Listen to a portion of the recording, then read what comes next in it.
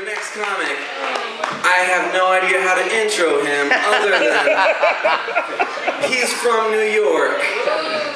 He is playing Las Vegas and or possibly Reno. Mauricio, everybody. Okay, we got one more comic for you tonight, and let's give it up for Wren, you guys.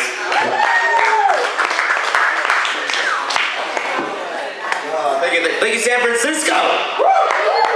There's the reaction. Okay, y'all do have a beautiful city, by the way. This is my first time here in San Fran. This is my first time here in California, popping my cherry with you all. So this is great. But I'm a pro comedian, and I am a professional actor, which means I'm usually out of work. And yeah. But I'm also single, ladies, so it sucks. Thank you, Nancy. It does. All your other male friends are saying, no, dude, man, being single's great, man. You can do whatever you want. You can fuck whoever you want. Shit, man, you can fuck someone you don't want to fuck. It's amazing. It's great. And then I remember I have a conscience and a burning desire to never get an STD. So it all kind of. But I do. In between jobs, I spend a lot of time on my couch in front of my TV, so much so that I know the commercials as well as I know the TV shows that I watch. And being single, all those dating commercials really kind of fascinate me. But this one fascinated me more so in particular. It's this commercial for this website. Maybe you've heard of it. It's called blackpeoplemeet.com. Have you heard of this? Like, there's no getting around what this website is about. Like, it's not black and Asian people meet.com. It's not black and Hispanic people meet.com. It is black motherfucking only people. We don't want no cornbread motherfucking crackers up on this site with junglefever.com. But it got me thinking, like, was there ever anything like that for white people? It turned out there was. It was called a lynch mob. Like, literally, like, white people can never have, like, a whitepeoplemeet.com. Like, that'd be the most racist shit you'd ever heard of. Like, what would be our slogans? Like, whitepeoplemeet.com. Start a rally. Whitepeoplemeet.com. Because as the saying goes, once you're white, you're always right. But I am from Texas, born and raised, 18 years of my life. I moved out when I was 18 to go to New York.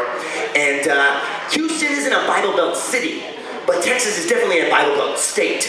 And a lot of my cousins come from Dallas and the East Texas area, which is very Bible Belty and Baptist and whatnot. So they're very religious, which means they have 1,000 kids because they love fucking. And but they do. And they always. We're friends on Facebook, obviously, because we're family, and you have to do that crap, or you get shunned or whatever. And they always complain about their kids on Facebook. They're always like, because they have like 500 of them. They're like, oh my god. My girls just won't go to bed. I finally crushed up a Benadryl in their water and they finally went to sleep. Like, you just drugged your kids. You're a horrible parent. But it got me thinking about that lullaby that our parents would always sing to us, that go to sleep and good night, And it got me thinking, like, I don't really think that's the words that a lot of parents really want to sing to their kids. I think the words that they really want to sing is this. I think what they really want to sing is, go to sleep and shut up. Here's a finger of scotch. I put Benadryl in your water. Now just go the fuck to sleep. Thank you. That's what I want to say. But, I live in New York City. I've lived there for 6 years. I've lived in both Harlem and Washington Heights, which, if you don't know, is the upper part of Manhattan. Basically, it's where white people don't live. And it's true, like, as white, you tell your white friends that you live in Harlem, like, oh my god, you live where? How are you still alive? Did you join a gang? But really, when I lived in Harlem, I lived on the west side of Harlem, and it really wasn't that bad. The only thing you really had to worry about on the west side of Harlem was Jehovah's Witnesses waking you up at 6 in the morning. They hand you the same fucking pamphlet they handed you last week, but whatever, But I never really had any altercations living in Harlem as a white male, except for one day. So I'm walking back home with my then girlfriend, and we're walking back home. We just come from dinner, and we're just holding hands and enjoying the night air.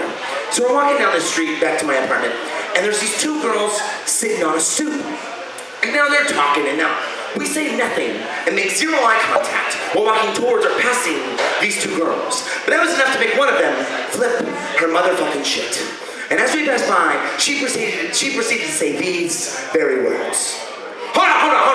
I gotta say this. Hey!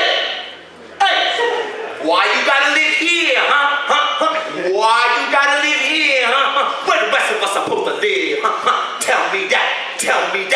Where the rest of us supposed to live, huh? You know what? Why don't you go back to where you came from? Why don't you go back to Ron Cockabah? And now I guess I should have gotten mad, you know? I should have turned around and said, hey, that's racist! This is a progressive neighborhood! But the only thing that I could really think about during this whole altercation was, where the fuck is Ron Cockabah? I'm Chris Wren, you guys have been great. Love San Francisco. Take care. Enjoy the rest of the show. Keep it going, you guys, for Chris Wren.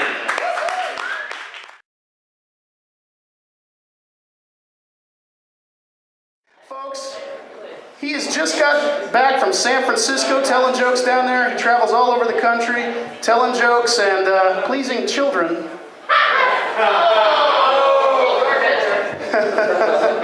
Please give it up for Mr. Chris Wren. Oh, thank you, Reno. Thank you, 3rd Street. I love coming to see where emphysema lives. It's great. I just came from San Francisco, and I came all the way back here to Reno. I know, I don't understand why either. When I was coming back from San Francisco, it wasn't like I was just coming back. I had to come back through a blinding blizzard to get back to Reno. And they would stop us when we got to the pass. They stopped us to make sure you change 4-wheel drive. And they're like, "Do you have 4-wheel drive?" I'm like, "Yeah." Okay. Really, what was going through my mind with the guy, what I thought the guy really said was, "You really want to go from San Francisco back to Reno?" Okay. Good luck with that. But this is my last night here, my last Wednesday here. We got 6 more shows at the El Dorado, and I'm leaving on Monday. And I would like to get some cheap applause from you all by thanking Mr. Pat Chilato and Wayne Walsh, who hosted this before him, and Matt, who just came up here, who's let me do the Comedy Mafia tomorrow, and has put me up, and all the local comics here too. Y'all guys are really great. Y'all cool to hang out with and get drunk with, and not find any bitches with. Suck at getting me laid, guys. But I know I haven't come to you. But you know what? In San Francisco, it's funny. I was walking down. I don't know if you've ever been there, but I was walking down Polk Street. I was walking down there about 1 a.m, and for about 5 blocks, it was nothing but tranny hookers. And I thought to myself, oh, Reno. Oh.